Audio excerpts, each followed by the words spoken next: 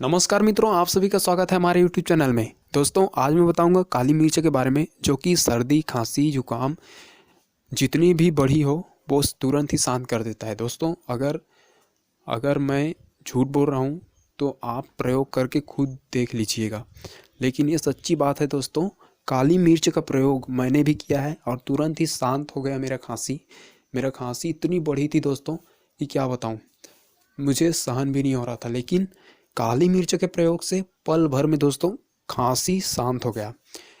मुझे बहुत ही खांसी आ रही थी और काली मिर्च का सेवन किया मैंने, और आधा चम्मच काली मिर्च लिया, गर्म पानी के साथ खा लिया और तुरंत ही साथी खांसी गायब।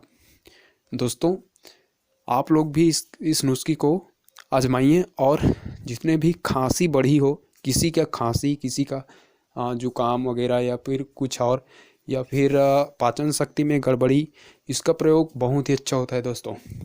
इसे सब्जी के साथ भी लीजिए और हर रोज़ इसका प्रयोग सब्जी में कीजिए।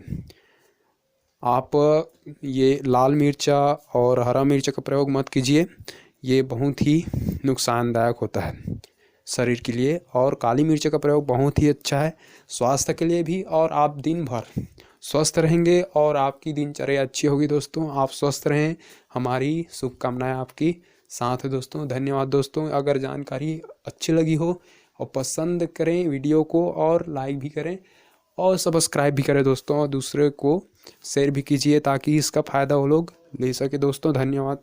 जय हिंद।